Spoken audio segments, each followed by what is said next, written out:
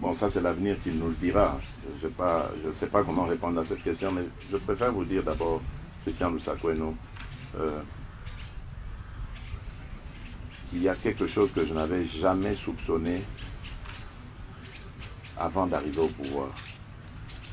C'est l'ampleur de la corruption dans ce pays. Vous n'avez aucune idée, mais je vous dis, aucune idée de ce qui s'est passé à ce niveau-là dans ce pays. C'est pire même que d'avoir volé et tué quelqu'un. C'est criminel. Mais c'est devenu un système. Quand vous découvrez ça, ça vous rend malade. Vous ne pouvez pas imaginer que des êtres humains peuvent être méchants à ce point. Aussi prédateurs. Parce que bon, je me souviens à l'époque du défunt maréchal Mobutu, on lui prêtait des propos qu'il aurait dit, mais mais je serais vraiment tenté de faire pareil, de dire pareil. C'est incroyable cette méchanceté. Aucun amour pour son pays. Donc vous savez, vous pouvez avoir une responsabilité, vous vous dites, ben bon, après moi il y aura des successeurs, et puis j'ai des enfants, et mes enfants, quand j'aurai disparu, eux vont rester dans ce pays, ils doivent vivre. Mais vous laissez quoi à vos enfants quand vous pillez ce pays de cette manière? Non, c'est incroyable. C'est pour ça que je vous dis, c'est l'avenir qui nous dira, parce que elle est terrible cette corruption. Je vous donne juste un exemple, la justice. J'ai fait des réformes. J'ai mis de nouvelles personnes, enfin, que j'ai trouvées. Mais bon, en se renseignant, voilà, j'avais des preuves de leur probité, etc. Je ne dis pas, je ne les remets pas en cause, mais je dis, je pensais qu'elles allaient m'aider à impulser une nouvelle dynamique au sein de la justice pour la rendre vraiment ce moteur de l'état de droit, ce pilier de l'état de droit que j'attends, et ce redresseur de tort que je veux voir pour qu'il mette fin complètement à cette corruption. Mais rien à faire, la corruption continue d'exister dans la justice. Et les failles continuent aussi. Ça fait que malheureusement, on n'a pas encore le résultat escompté. Et donc vous voyez, ce n'est qu'un exemple parmi tant d'autres pour vous montrer que, bon, il y a un problème. Peut-être qu'il y a des efforts à fournir de la part des autorités dans le sens où on doit peut-être mieux rémunérer ces gens pour les empêcher d'avoir cette boulimie à vouloir régler les problèmes de leur manière. Et là, je fais vraiment allusion au dossier qui concerne les titres fonciers, etc. Mais il y a des scandales. On va jusqu'à s'en prendre même à des ambassades, des propriétés qui appartiennent à des ambassades étrangères. L'ambassade du Burundi notamment. Par exemple, mais il y en a d'autres, Chine, Nigeria, il y a eu vous voyez des titres fonciers, parcellaires qui ont été fabriqués. Enfin, mais c'est incroyable. Mais comment vous expliquez si le mal est si profond, Monsieur le Président, comment vous expliquez qu'à la date d'aujourd'hui, on n'est pas encore entendu de nouvelles condamnations, de nouveaux procès, que ces gens-là circulent toujours? Voilà, très bien. Mais c'est tout ça. Moi aussi, je vous ai dit, moi, malheureusement, enfin, moi, je ne m'immisce pas dans ce qu'il y a. Je constate. Je ne suis pas juge.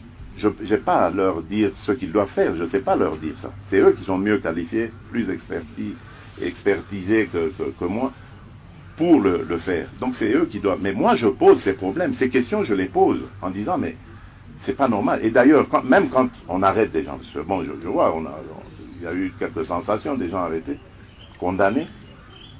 Mais où est le produit de la corruption ou du vol? Pourquoi est-ce qu'on ne reprend pas cela? Pourquoi est-ce qu'on ne le voit pas? On condamne quelqu'un parce que, admettons, il a volé 20 millions. Ok, mais où sont les 20 millions?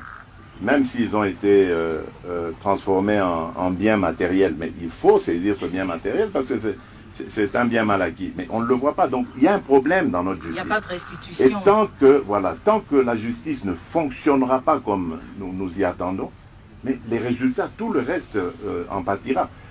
Bravo à l'IGF parce qu'elle commence quelque part à faire un peu le travail de la justice. Bravo à l'APLC qu'il y a eu quelques problèmes de démarrage, mais maintenant je pense que ça va aller. Parce qu'ils font leur travail, mais ça ne suffit pas. Si la justice ne fait pas le sien, il n'y aura pas d'efficacité. Et ça, j'ai vraiment voulu taper sur la justice parce qu'ils le savent.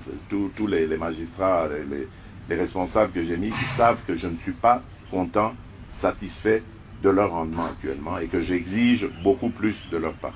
Donc vous n'êtes pas satisfait aussi du Sénat parce que vous avez réagi après que cette Chambre n'ait pas voulu lever les immunités de l'ancien Premier ministre. Madame, attends, voilà, très bien, attention. Vraiment ici, je tiens à préciser parce qu'il ne faut pas que l'ancien Premier ministre Matata pense que j'en veux après lui. C'est quelqu'un que je respecte et que j'apprécie beaucoup d'ailleurs. Mais je ne comprends pas qu'on crée cette catégorie de Congolais qui peuvent d'une part être justiciables et rendre compte à la justice, et d'autre part des Congolais qui ne peuvent pas, qui peuvent eux être extirpés de la justice. C'est très mauvais, et même pour lui, l'ancien Premier ministre Augustin Matata, même pour lui, ce n'est pas du tout quelque chose de profitable, parce que bon, c'est un acteur politique. Demain, il aura peut-être... C'est pas une chasse à la sorcière, Monsieur le Président. Pas du tout, je ne peux jamais souhaiter ça. J'ai toujours dit, il faut que la justice fasse son travail. Et il ne faut jamais compter sur moi pour que j'aille m'immiscer. Posez la question, vous êtes des journalistes, d'ailleurs, il vous arrive de faire des investigations, ou allez poser la question aux juges, ils vous le diront. Il y a eu dans mon entourage, et il y a sûrement même encore, des gens qui ont tenté d'aller, et je le dis ici, là je crois qu'on m'entendra, qui ont tenté d'aller influencer des juges, etc. Je le sais. J'ai dit aux juges, le prochain qui vient, parce qu'il ne vient pas de ma part, arrêtez-le pour trafic d'influence. Faites-le. Ça ne me gênera absolument pas. Parce que je veux que la justice soit indépendante. Et surtout qu'elle soit ce bras séculier que j'attends moi, qui va nous aider pour instaurer l'état de droit. Monsieur le Président,